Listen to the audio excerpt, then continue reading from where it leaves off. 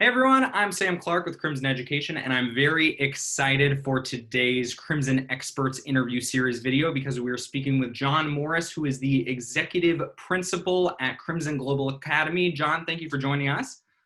Thanks, Sam. Yeah, looking forward to it. Absolutely. So for those of us who are watching who may not know, tell us a little bit about yourself and what got you into education.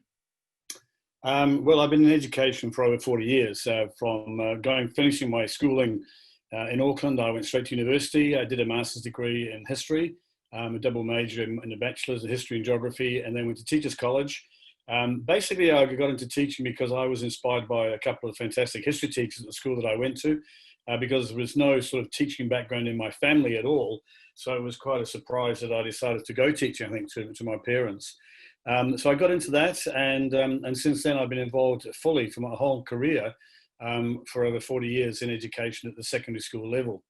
Um, I've taught at 4 different schools. Two of those I've led.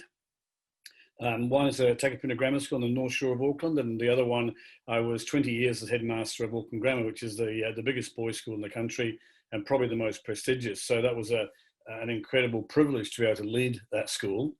And I retired from there in 2012 and set up my own consulting business. I did some work for Crimson, and particularly for Jamie as a sort of a favour to help things go along. And then a couple of years ago, he asked me to get involved in trying to get a license for a registered online school. I told him that was just about impossible because there was no regulations around that. So you'd have to go through the regulations for a normal bricks and mortar school, which would be pretty tricky. However, you know what Jamie's like, so we pushed and pushed, and so there's himself and David Freed, who's the Chief Operating Officer based in the States, and myself, who got into get it successful. I guess my main role there was because I knew the system better, having been in it for so long, and also the network of people that are involved in the Ministry of Education, because you have to go through that. So we finally got that approved last year, around about August, September. And then after that, Jamie asked me to stay on as the executive principal to help set the school up and develop it. So yeah, so my own consulting business, which I was doing before that, is on hold at the moment. Absolutely. So how have you seen applying your many decades in brick and mortar schools into the online education space? How have you seen that translate? Well, it's a totally different translation, totally, really. You know, my background is very much in traditional education in terms of, you know, a big academic thrust, also importance of co-curricular activities, things like that. So that's really part and parcel of what I brought to Crimson. The transfer over, you know, is challenging in some ways. It is. It's a totally different ballgame. Schools tend to be, you don't worry too much about the bottom line because you know the money's going to come in from the government because it was a state-funded school that I was involved in. However, working for Crimson, which is actually a nice and education technology company, it's also venture capitalist company, and so if you like, the ethos, the culture is very different. So having to sort of adapt to that, and I'm still adapting, to be honest. It takes time. Um, but what I could bring was my knowledge, my experience, my networks, my links, my understanding of education. And I think in particular, what makes a school successful. You know, I've worked in 4 different schools. They've all been very different from what we would call high decile schools here, which means it's in really affluent areas, to others that are low decile, which is in predominantly working class areas. So, you know what works in all of these. And in fact, it's actually pretty similar, to be honest. You know, it set high expectations, you get great teaching staff, you get good leadership in the school, and you're probably going to be okay. And I think those things apply also to an online education as well. Mm-hmm. Well, you're probably the biggest example of sort of transitioning from traditional schooling to online education. What advice would you have, or what would you say to either parents or students who might be skeptical about going into the online education space? Yeah, well, I can totally understand that because it's an unproven thing. And I think that the problem really with online education is that it means different things to different people. So if you have a look at, for example, in the tertiary sector where you've got MOOCs operating and, you know, different universities putting on online stuff, the failure rate in those programs, which is because all they really are is a resource depository. You know, that's what they are. And so you pick up what you want to do and then you get bored and so you flick it on. And so they have a 90% failure rate in those things. But the online that we do is very, very different. It's synchronous. So all the teaching is done in real time by live teachers who know what they're talking about. And one of the big things that I stressed to Jamie when I took over as the executive principal was that, the staff that you pick is absolutely vital. You've got to go through the right processes to get them. And we've been very fortunate, in the New Zealand-based school, we've got 15 or 16 teachers now, some part-time, some full-time, who are all highly experienced in the A-level program that we offer. They're all fully registered teachers. They're not tutors, it's properly registered teachers. And we've just also finally got the UK-based staff also sorted out. And again, they're all fantastic teachers. Just to give you an example of how interesting it is for staff, we only needed 10 teachers for the UK-based school to start off with, and we had over 500 applications. So there is interest in the online education scene. So those are some things, I guess. If you're worried about your son or daughter going to an online school, I think you need to really think about that. Have a look at how the school operates. Watch some trial lessons that Crimson does, for example, and which will be on YouTube. Have a look at how it operates, because we've got things like a very small number of students per class. Normal bricks and mortar school, you're looking between 20 and 35 kids, whereas we have an average of 6 kids per class in there. We have expert teachers. And you watch the interaction, because online education, online schooling is very interactive, high degree of participation required of the kids. And so the teachers, there's no lectures, because lectures in an online situation would be pretty boring. So, the focus is very important. I think the other thing for parents to consider is if they're not happy at their regular school, then certainly there's a lot to be gained from going online. In a bricks and mortar school, it's very, very easy to hide a little bit, sit in the back row and have a sleep or not do very much work. When you've got 5 or 6 kids in a class in front of you, you're really front and center. You're totally focused. And so there is, you can't hide, if you like. There's nowhere to hide on that screen. And so there'll be a lot of cold calling from the teachers, and that's important. And we're developing diagnostics to see, how much is teacher talk in a lesson, how much the participation is from the students. And that's a really important factor. So, I can understand why people might be skeptical, because it's something new, and we're new, we're a startup, and so we have to prove ourselves, and we believe that we are doing that at the present time. But there's lots of improvements we can also make. So I think have a look at it, think positively about it, have a look at how the classes operate, and see whether or not your children would benefit from that. Fantastic. Yeah, I remember we filmed a video with a CGA student who mentioned exactly that you can't really hide, and she phrased it as our teachers are like ninjas. They can see whenever we're not doing what we're supposed to, which she loved. I think that's a really fantastic encapsulation, especially of that side of sort of the amount of attention that students can get and the expert attention that they can get.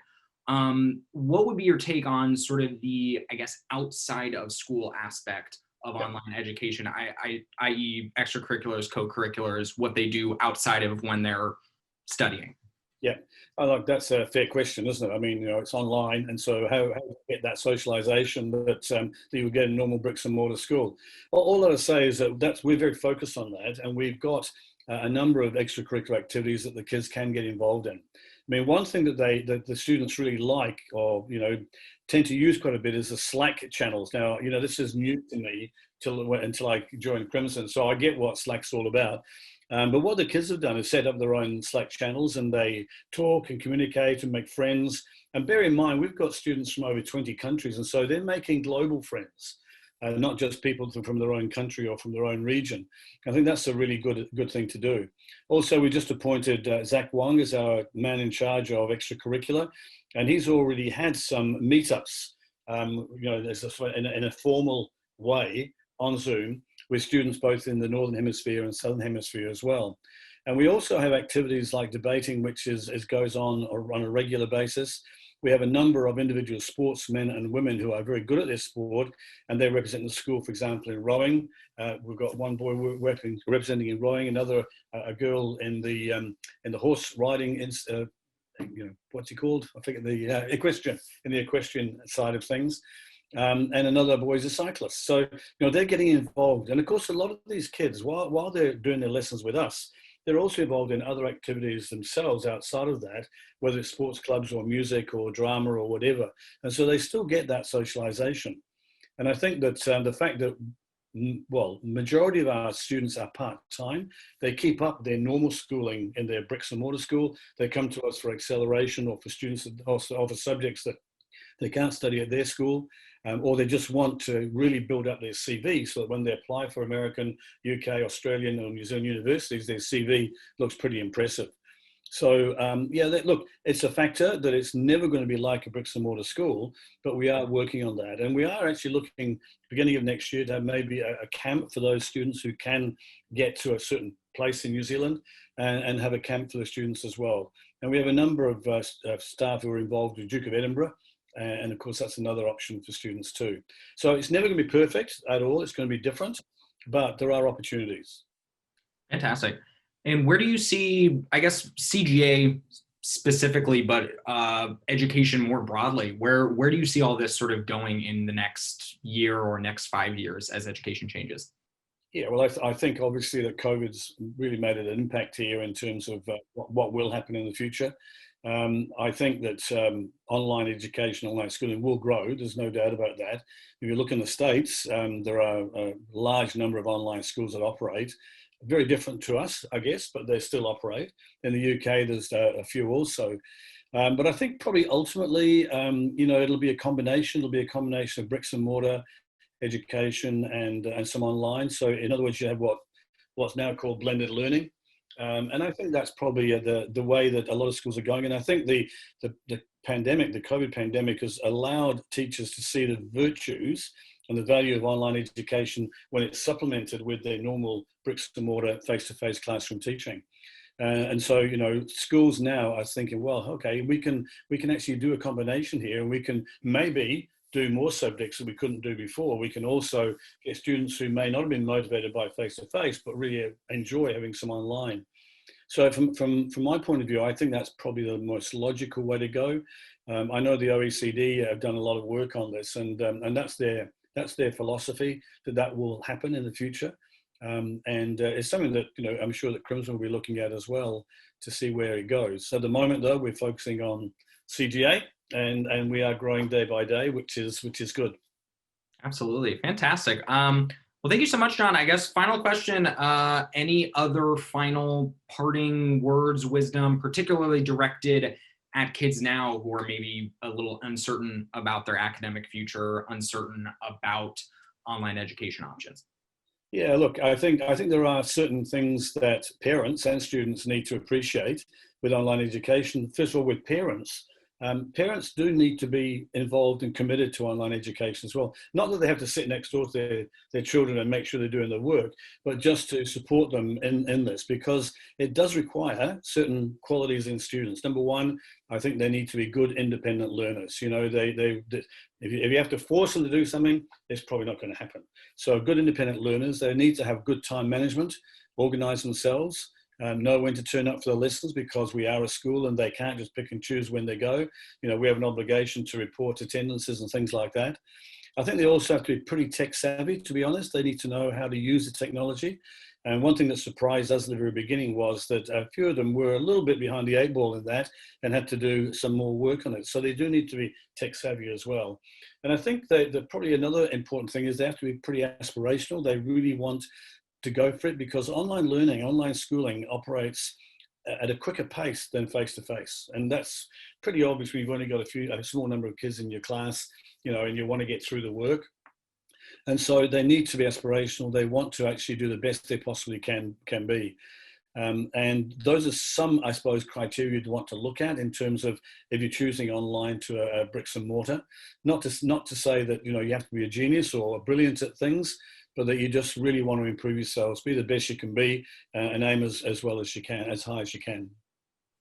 Fantastic. Well, thank you so much again, John, and to all our viewers, please like this video, subscribe to it if you want to learn more about top colleges, universities, and online education options around the world. And if you click the link below, it'll direct you to a page about CGA, about Crimson Global Academy, so you can learn more and you can talk with some of the teachers and academic experts there to learn if it's a good match for you. Thank you so much again, John.